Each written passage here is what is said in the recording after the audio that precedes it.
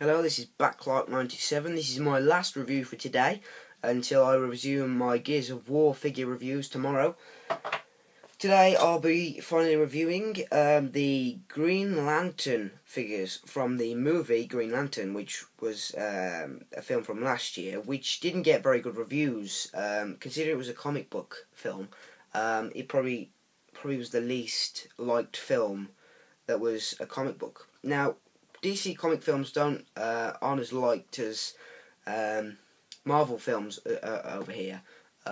People do prefer the Marvel films. Avengers has probably been one of the most loved films ever. But I need to be quite quick with these because there's quite a few to get through. So first, I'll be reviewing Hal Jordan. This is Hal Jordan from the film Green Lantern. This is him in his normal Green Lantern suit. It's a very nice figure. I'll go through the posability on this figure in particular because most of them are very similar to this one. So you've got an arm that moves up and down, like there, and then it's 360 there. And then the leg moves up and down, waist movement, and then their head swivels. It's a very nice figure. They all come with some sort of willpower blast from the film.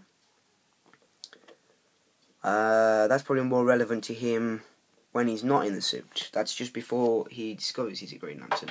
Every figure has the ring on their finger. Each figure actually comes with a ring.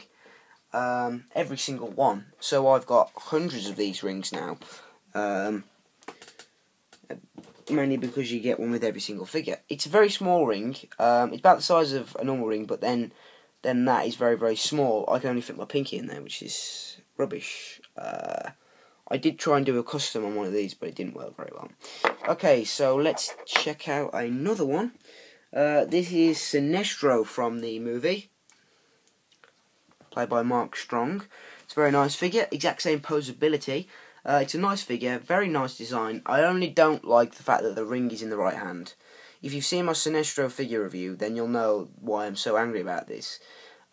In the comics, he was always left-handed, and in the film he's left-handed as well, so yeah, that's a bit of a shame. He comes with two swords, which are actually from the film. I won't show you those. Now, this figure is actually Tommy-Ray. Tommy-Ray is also another one from the film, but this is like another series of figures which didn't actually. I could have probably bought Tommy-Ray in these, but I couldn't get one in the end. These were a series of figures that came with these weird looking things that transform. When you press that down, it sort of all flicks out to make like a scorpion it's supposed to be. So yeah, that's that figure. He has less joints than these. His arms move up and down, he's still got the ring, and then his legs move up and down, and then he's still got the swivel. So yeah, that's a very nice figure, very detailed. Strange detail, some of it, the orange on the top, which I'm not quite so sure about.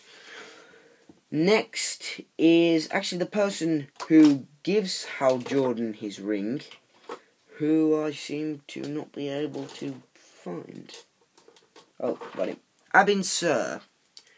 Abin Sur, at the beginning of the film, you'll see him like this, and then he's been wounded by Parallax, who's the main villain in the film. He's imprisoned Parallax. Parallax has escaped, and he gets attacked. He crashes to Earth, and Hal Jordan discovers him, and then he gives him the ring. Yeah, he's a nice figure. Another willpower blast, same posability as these two. I think all their bodies are very similar sculpts. They're not the same sculpt because they've got different markings on their bodies, but things such as the legs and the arms are exactly the same. Okay, so on to the next one. This guy is actually called the Green Man. You will see this person in the film, but probably only for a split second. This is when you see Hal Jordan first at the beginning of the film as a Green Lantern. It's during Sinestro's sort of talk, but he's one of the background characters. But he's still a very nice figure. He's got arms that move, his waist moves, and then his legs move up and down. He's a very nice figure. He's very strange looking, but yeah, he's quite cool.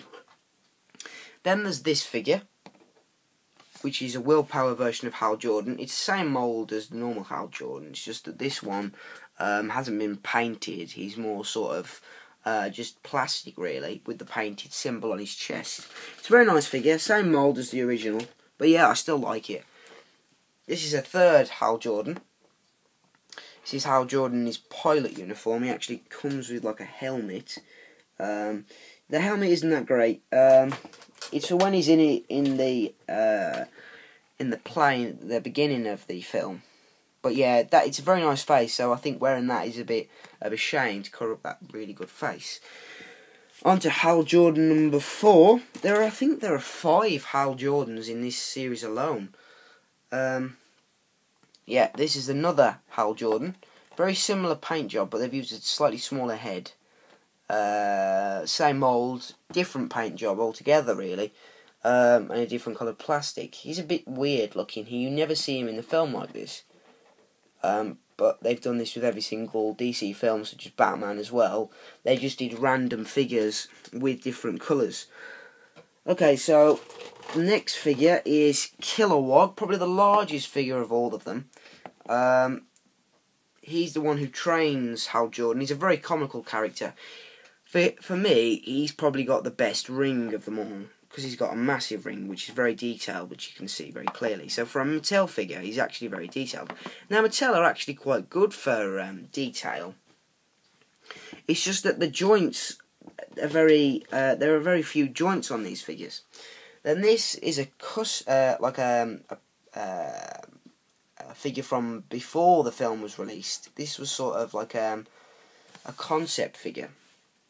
Well, this is how one of the characters would have looked in the film. It's a very nice figure, very few joints, difficult for him to stand, and then he's still got that lovely ring there. So he's a very cool figure. I don't have all the figures. I have most of them because I managed to pick them up for like 99p from some bargain stores. Then I've got this one. This is probably my favourite. I'm not going to tell you the names because I haven't got a clue. He once again has the ring, and then he's very weird looking. He's creepy more than anything, but he is really cool. I do really like the fact that, although they are random, I think it is cool to have like an army of figures, which is what I'm doing. I'm building up an army. Then finally I've got this in this normal series of figures. He's a very nice character, but I mean, Hal Jordan's fallen over. He's very nice, he's very creepy. All these characters you will have probably seen at the beginning, middle sort of the film, when Hal Jordan's listening to Sinestro about what's happened, and you see all these different people when they're in there. Then finally, not a Green Lantern, this is actually a Guardian. He's called the Fallen Guardian. Let's move you out of the way. He's a very nice figure. He's supposed to be the Fallen Guardian that becomes Parallax. So that's very nice to have. If you have Parallax, then they're a good combination to have. I will be probably buying the Parallax figure, but it's a bit, I'll say, crap. Okay, so that's my Green Lantern figure set review. I will be reviewing the large Green Lantern figures very soon. Thanks for watching. Please check out my other reviews, and that's me signing off for today. Please stay tuned for by tomorrow, and there will be some more figure reviews on there. I will also be looking at the original Batmobile from the Batman Begins series, as it is a very, very nice model. Yeah, thanks for watching. See you soon.